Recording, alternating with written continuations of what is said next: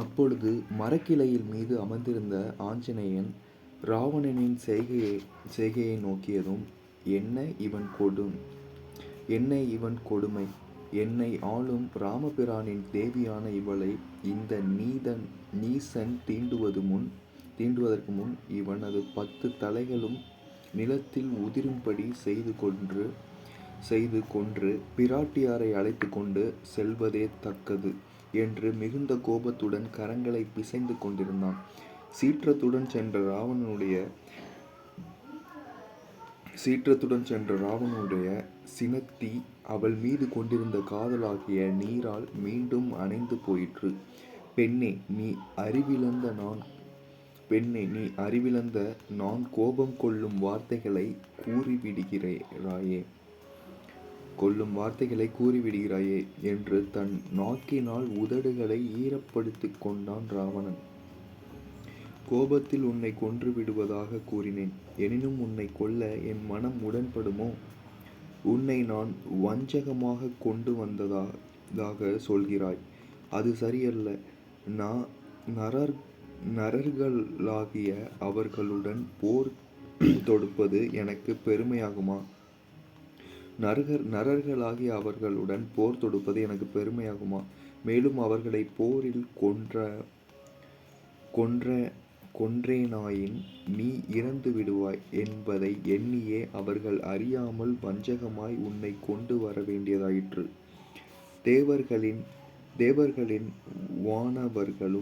தேவர்களும் வானவர்களும் என்னை எதிர்க்க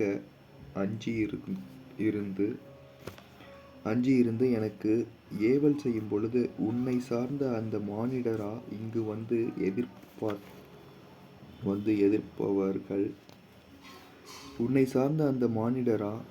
வந்து எதிர்ப்பவர்கள் நீ என் வல்லமையை அறியாமல் அவர்களையே சிறப்பித்து பேசுகிறாயே. இனிமேல் அப்படி பேசாதே. நான் இன்னும் சிறிது காலம் பொறுத்திருப்பேன்.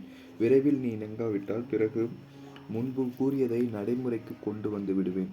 நினைவில் வைத்துக்கொள் என்று சீதையை வெருட்டிவிட்டு அங்கிருந்த காவல்கார ராட்சசிகள் பக்கம் திரும்பினான். நீங்கள் எல்லோரும் இவள் எனக்கு அதி சீக்கிரத்தில் இணங்கும்படி செய்யுங்கள். அவளுடன் அனுகூலமாய் பேசியும் பிரதிகூலமாய் பேசியும் சாமதான பேதமென்ற 3 உபாயங்களாலும் வசப்படுத்துங்கள். அப்படியே முடியாவிட்டால் தண்டோபாயத்தை காட்டுவதன் மூலம் வசப்படுத்துங்கள் என்று கடுமையாய் உத்தரவிட்டு காமத்தாலும் கோபத்தாலும் நிறைந்தவனாய் சீதையை அடிக்கடி மிரட்டினான். அப்பொழுது அவனுடைய பிரிய மனைவியான தான்ய மாலினி அன்பாய் வந்து ராவணனை தழுவி கொண்டாள். மன்னா, என்னுடன் சேர வாரும். இவளே மானிடப்பெண். உன்னிடத்தில் விருப்பம் இல்லாதவள். முகம் வெளுத்து விகாரமாயுள்ளாள். இவளால் உனக்கென்ன பயன்? தன்னிடத்தில் பிரியமில்லாத பெண்ணை விரும்பி வருந்துகிறவனுடைய தேகம் தாபத்தை அடையும்.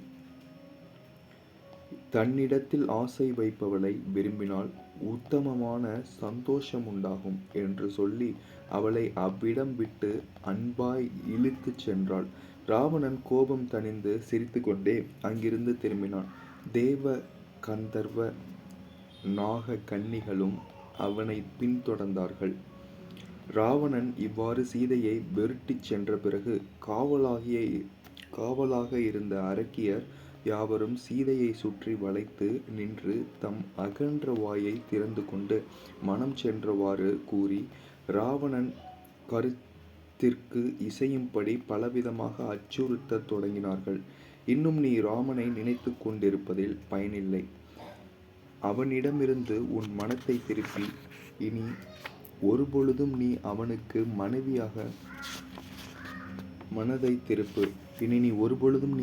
மனைவியாகப் போகிறதில்லை. ராட்சசேஸ்வரனும் 3 உலகங்களிலும் உள்ள செல்வங்களை அனுபவிப்பனுமான ராமனை பார்த்தாவாக ராமனை பார்த்தாவாக அடைந்து விருப்பமான மோகங்களை அனுபவி. ராஜ்யத்திலிருந்து துரத்தப்பட்டு செல்வங்கள் அனைத்தும் இழந்து சித்தம் கலங்கி காட்டில் திரிந்து கொண்டிருக்கும் அல்ப மனிதர்களை நீ கொண்டாடுகிறாய். இப்படியும் உண்டா? நீ அழகாயிருந்தும் புத்திசாலி இல்லையே என்றார்கள். அதை கேட்ட சீதை கண்ணீர் செறிந்தாள். நீங்கள் எல்லோரும் சேர்ந்து சொல்லும் வார்த்தைகள் எனக்கு கோரமாய் தோன்றுகின்றன. மகா மகா பாப்பமெனும் சகல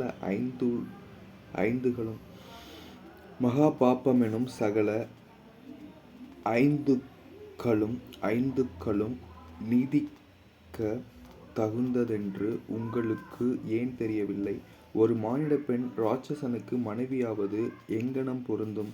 அது நியாயமே இல்லை. உங்களுடைய விருப்பப்படி என்னை தின்றுவிடுங்கள் என்று அழுகையோடு கூறினாள். இப்படியும் உண்டா? ஒரு தரித்திரனை போய் விசுவாசிக்கிறாளே இவள் என்று அந்த ராட்சசி தங்கள் முகவாயில் கை வைத்தனர். ராமன்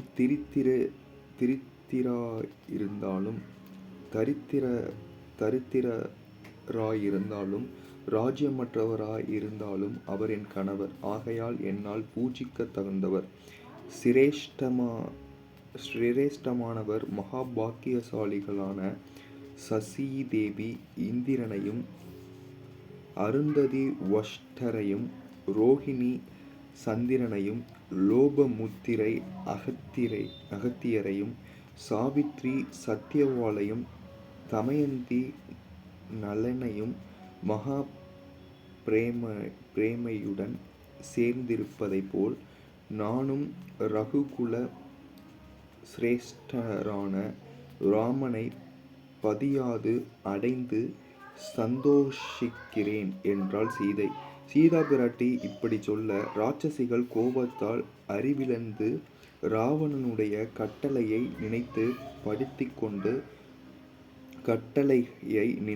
நினைவுபடுத்திக் கொண்டு குரூரமான வார்த்தைகளால் பயமுறுத்தினார்கள். ஹனுமான் சிம்சுபா மரத்தில் மறைந்து கொண்டு இவற்றையெல்லாம் ஜாக்கிரதையாக கவனித்துக் கொண்டிருந்தான். பயத்தால் நடுங்கிக் கொண்டிருந்த சீதையை நோக்கி கோரமான பார்வையுடன் ராட்சசிகள் ஓடி வந்தார்கள். இதோ உன்னை தீர்த்து கட்டி விடுகிறேன் என்று கையிலிருந்த கோடாரியை ஓங்கினார்கள். அதை கண்ட சீதை அவர்களுடைய இம்சையை பொறுக்க முடியாமல் கண்ணீர் பெருக அனுமன் மறைந்திருந்த சிம்சுபா மரத்தை நோக்கி வந்து அதனடியில் உட்கார்ந்தாள். அப்பொழுது அந்த ராட்சசிகள் அவளை சும்மா விடவில்லை. மலையை போன்ற வயிற்றையும் பயங்கரமான கண்களையும் உடைய வினதை என்பாள். அடி சீதை, உன் பார்த்தாவிடத்தில் நீ இதுவரை வைத்த அன்பு ஆசையும் போதும். ராமனை முற்றிலும்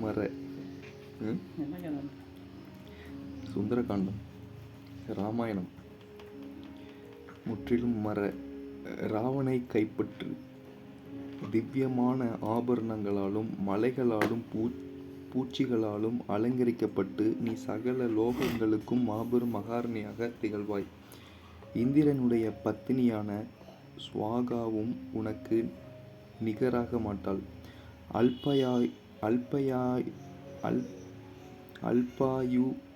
அல்பாயுள்ள ராமன் என்ற பதரால் உனக்கென்ன பயன்? நான் சொன்னபடி செய்யாவிட்டால் அதன் பிறகு நடப்பது வேறு விதமாயிருக்கும் என்று கர்ஜித்தாள். ஆமாம், இந்த காலை உணவுக்கு நீதான் பலகாரமாவாய் எங்களுக்கு என்றாள் வேறொருத்தி.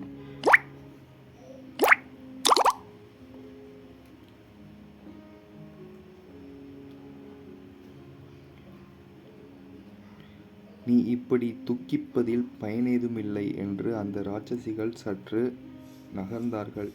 இப்படி அந்த குரூரமான ராட்சசிகள் கடும் வார்த்தைகளை பயங்கரமாக சொல்வதைக் கேட்டு சீதை வாய்விட்டழுதாள். என்ன கஷ்டம் ஹே ராமா என்றாள். மறுபடியும் தூக்கம் மறுபடியும் துக்கம் தாங்காமல், ஹே லட்சுமணா,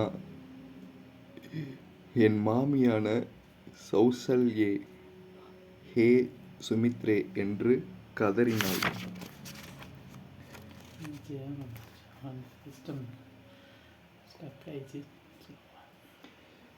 ஐயோ, இந்த ராட்சசிகளால் இப்படி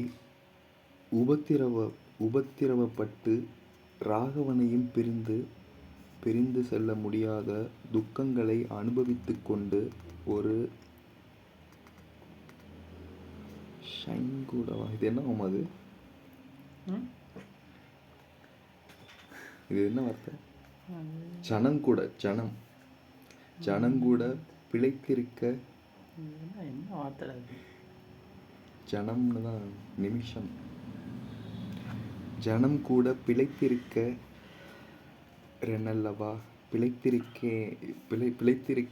அல்லவா? பெண்ணானவள் கணவனானது கர்மத்தாலேற்பட்ட காலத்திற்கு முன்பாவது பிறகாவது மரணமடைய முடியாது என்று ஆன்றோர்கள் சொல்லும் உலக வனம் உண்மையென்றே தோன்றுகிறதே. கடல் நடுவில் எதிர்காற்றால் அடிக்கப்பட்ட கப்பல் பாரம் தாங்காமல் முழுகுவது போல் காப்பாற்றுபவர்கள் இருந்தும் நான் அனாதை போல் முன்ஜென்மத்தில் விசேஷ புண்ணியம் செய்யாததால் உயிரை விடப்போகிறேன். என் பிராணநாதனே என்னை கைவிட்டார். மகாபாவியான ராவணனுடைய கையில் அகப்பட்டேன். இவனுக்கு இணங்கப் போகிறதில்லை. இவன் கையால் மரணமடைவதை விட நானே உயிரை விடுவது நல்லது என்று பிரலாபித்தாள். அம்மரத்தின் மேல் ஒளிந்திருந்த அனுமன் அது கேட்டு திடுக்கிட்டான். நாம் சீதையை தெரிந்து கொண்டும் பயனில்லாமல் போய்விடும் போலிருக்கிறதே என்று பரபரப்புற்றான். அதே சமயத்தில் சீதை இப்படி சொல்ல கேட்ட சில ராட்சசிகள் கோபம் மேலிட்டு இந்த செய்தியை ராவணனிடத்தில் தெரிவிக்க ஓடினார்கள். சீதே, நீ தற்கொலை செய்து கொண்டு எங்களிடமிருந்து தப்ப பார்க்கிறாயா? அது நடக்காது. அப்படி நடக்க விடமாட்டோம். உன்னை ஜாக்கிரதை என்று கடுமையாக அதட்டினார்கள் மற்ற ராட்சசிகள். அதுவரை தூங்கிக் கொண்டிருந்து திடீரென்று விழித்து கொண்ட திரிசடை மற்றவர்கள் சீதையை மிரட்டுவதை கண்டாள். துஷ்டைகளே, ஜனகருக்கு புத்திரியும் தசரத சக்கரவர்த்திக்கு நாட்டு பெண்ணுமான இவளை தொட வேண்டாம். உங்களுக்கு பசித்தால் உங்களுடைய தேகங்களை பிடுங்கி தின்னுங்கள். முன்பு ஒரு பயங்கரமான கனவை கண்டேன். அதை நினைக்க எனக்கு மயிர் கூச்சலெடுக்கிறது. சீதையின் கணவருக்கு சகல மங்களங்களும் ராட்சகர்களுக்கு நாசமும் சம்பிக்கின்றன என்றாள். அந்த கனவை நாங்கள் தெரிந்து கொள்ள வேண்டுமே என்று மற்றவர்கள் கேட்க, திரிசடை மற்றொரு தடவை அவர்களுக்கு தன் கனவை விவரித்தாள். அப்படியா என்று சீதையை திரும்பி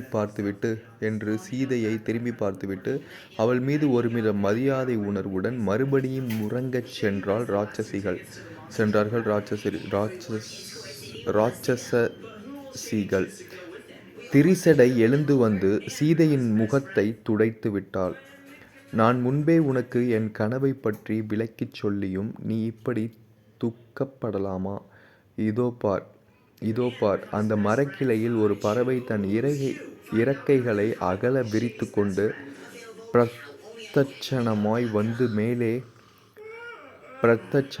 வந்து மேலே கிளம்பி கீழே இறங்கி மலர்ந்த புஷ்பங்களாலும் தளிர்களாலும் விளங்கும் கிளையின் மேல் நன்றாக உட்கார்ந்திருக்கிறது. இது ஒரு சுப சகுனம். அது அங்குள்ள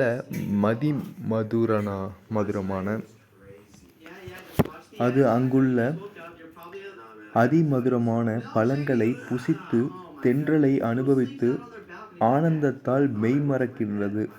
அதன் உள்ளார்ந்த சொல்கிறேன் கேள். அதன் உள்ளர்த்தம் சொல்கிறேன் கேள். சீதை, ஏன் வருத்தப்படுகிறாய்? உன் கணவர் அதிசீக்கிரத்தில் இங்கு வந்து உன் துன்பங்களை போக்கி அயோத்திக்கு அழைத்து கொண்டு போவார். நீ படும் துன்பம் அதிகம் என்று தோன்றினாலும் அவருடைய வருத்தத்திற்கு ஈடாகுமா? ஆகையால் உன் நாயகனை எதிர்கொண்டழைக்க நீ தகுந்தபடி குளித்து அலங்கரித்து கொள்ளாமல் கண்ணும் கண்ணீருமாக இருப்பது அழகல்ல. எழுந்திரு. உன் பெரிய நாயகன் வரப்போகிறானென்ற சந்தோஷ சமாச்சாரத்தை நினைக்க உனக்கு மகிழ்ச்சியால்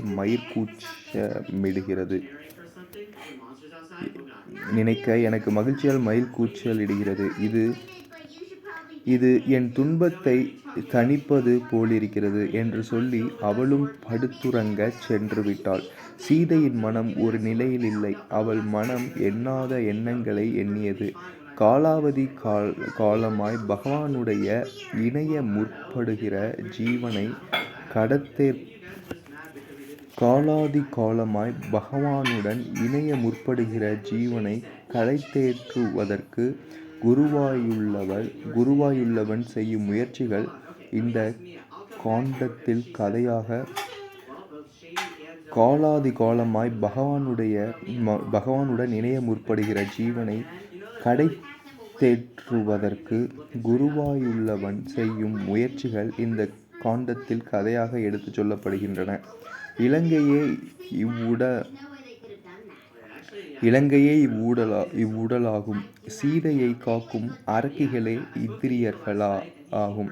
இந்திரியர்களாகும். ராவனும் கும்பகர்ணனும் நான் என்னுடையது என்ற அகங்கார மமகாரங்கள் ஆகும். இந்திரஜித் முதலியவர்கள் காம குரோத உலோப மத மாட்சியம் முதலியவைகளாகும். குரோத உலோப மத மாட்சியம் முதலியவைகளாகும். ஜீவாத்மனுக்கு பகவத் ரூபத்தை உபதேசிக்க வந்த குருவானவனே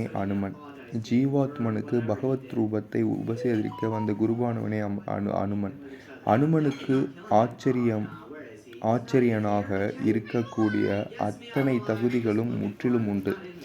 ஆச்சரியன் சிறிது அலுத்துப் போகாமல் திருமந்திரத்தை உபதேசம் செய்து ஜீவனை பகவானிடத்தில் சோபிக்கின்றான். அத்தியாயம் 5 உருக்காட்டுப்படலம். அத்தியாயம் 5 உருக்காட்டுப்படலம். சீதா பிராட்டியார் சுபாவத்திலேயே பயந்தவள். அரக்கிகளுக்கு நடுவில் அகப்பட்டு ராவணனுடைய வார்த்தைகளால் பயமடைந்து மக்கள் வாழும் சுவடே இல்லாத காட்டில் ஒரு சிறு பெண்ணை அவளைச் சேர்ந்தவர்கள் பஞ்சத்தில் கொடுமையில் விட்டு போவதைப் போல தன்னை சேர்ந்தவர்களால் கைவிடப்பட்டு அழுதாள். ஐயோ, நான் கொஞ்சம் கூட புண்ணியமே செய்யவில்லை போலும். இவர்களால் இப்படி மிரட்டப்பட்டும் இன்னும் என் உயிர் போகாமல் இருக்கிறதே. கர்மகதி முடிந்தாலொழிய மரணம் வராதென்று பெரியவர்கள் சொல்வர். அது உண்மைதானோ?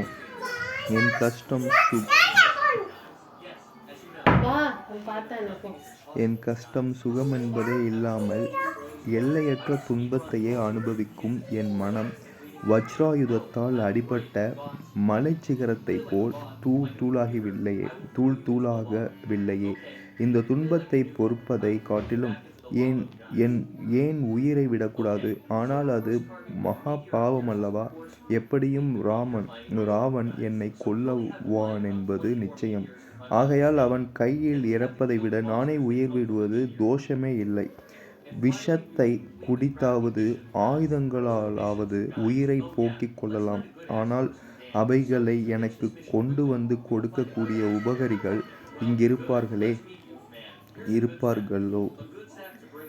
இங்கிருப்பார்களோ என்று சீதா பிராட்டியார் ராட்சசிகளின் உபத்திரவம் சகிக்க முடியாமல் முகம் உலர்ந்து இப்படி பலவிதமாய் பிரலாபித்தாள். சற்று திரும்பியவள், ஆ, நாம் செய்த தவங்களின் பயனே என்னவோ? நம்மை காவல் புரிகிறவர்களும் சேர்ந்து உறங்கிக் கொண்டிருக்கின்றனர்.